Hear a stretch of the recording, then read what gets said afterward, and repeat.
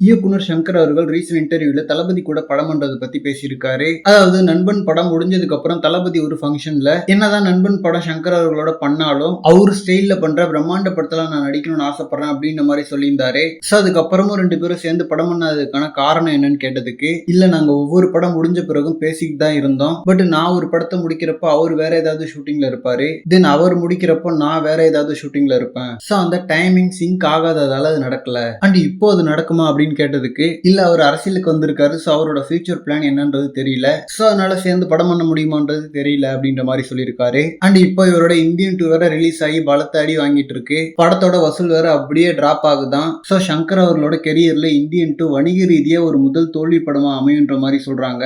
இதுக்கு முன்னாடி அவரோட பாய்ஸ் படத்துக்கு மிக்ஸ்டு ரிவ்யூஸ் வந்திருக்கு. பட் அந்த படமும் வணிக ரீதியா வெற்றி படம் தான். அண்ட் ஆல்சோ நமக்கெல்லாம் பிடிச்ச படம் தான் பாய்ஸ்.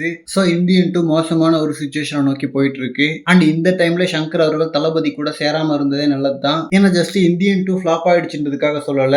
ஐ படத்துல இருந்தே சங்கர் அவர்களோட தரம் கொஞ்சம் கொஞ்சமா குறைய ஆரம்பிச்சுது. தென் 2.0லயே அடி விழுந்திருக்க வேண்டியது. பட் சம்ஹவ் அது வணிக ரீதியா எஸ்கேப் ஆயிடுச்சு. அண்ட் அதனால தான் இந்தியன் 2 புக்கிங்கே ஸ்லோவா ஸ்டார்ட் ஆச்சு. சோ கடந்த சில படங்களாவே சங்கர் அவர்கள் ஃபுல் ஃபார்ம்ல இல்ல. அட்லீஸ்ட் இந்தியன் 2லயாச்சும் கம்பேக் கொடுப்பாருன்னு சொல்லிட்டு எதிர்பார்த்தோம். பட் இப்போ அதுவும் நடக்கல. பட் ஒரு பாசிட்டிவான விஷயம் என்னன்னா இந்தியன் 3 ட்ரெய்லர் பயங்கரமா இருந்துச்சு பார்க்க. தென் நெக்ஸ்ட் கேம் சேஞ்சர் படம் வேற இருக்கு. சோ இந்த 2 படங்கள்ல ஏதாவது ஒண்ணுலயாச்சும் கம்பேக் கொடுக்கறாரான்னு சொல்லிட்டு பார்க்கலாம். அண்ட் இந்தியன் 2க்கு 99% நெகட்டிவ் ரிவ்யூஸ் வந்தாலும் அங்கங்க ரேண்டமா ஒரு கமெண்ட்ஸ் பார்க்க முடியுது. அதாவது படம் நல்லா தானே இருக்கு, ஏன் எல்லாம் இப்படி நெகட்டிவா சொல்றீங்க அப்படின்ற மாதிரி. அதுக்கான ரீசன் வெகுஜன ஆடியன்ஸுக்கு இந்த லேக், கிரிஞ்சு காமெடி இதெல்லாம் தெரியாது. நார்மலான ஒரு கதையை அவங்களை எக்ஸைட் பண்ணும். ஈவன் அரண்மனை 4 ஒரு பக்கம் அவ்வளோ ட்ரோலுக்குள்ளானாலும் வசூல் ரீதியா படம் 100 கோடி அடிச்சதுக்கான காரணம் அதுதான். சோ இந்தியன் 2 நல்லா தானே இருக்கு அப்படின்னு சொல்றவங்க எல்லாமே அந்த ஆடியன்ஸ் தான். அண்ட் அந்த ஆடியன்ஸுக்கு ஒரு செமலக்கு என்னன்னா ஒரு வருஷத்துல நிறைய படங்களை அவங்களால என்ஜாய் பண்ண முடியும். ஏன்னா எனக்கு இந்த வருஷம் மகாராஜா, மஞ்சுமல் பாய்ஸ்னு 2 படம் தான் திருப்தியா அமைஞ்சுது.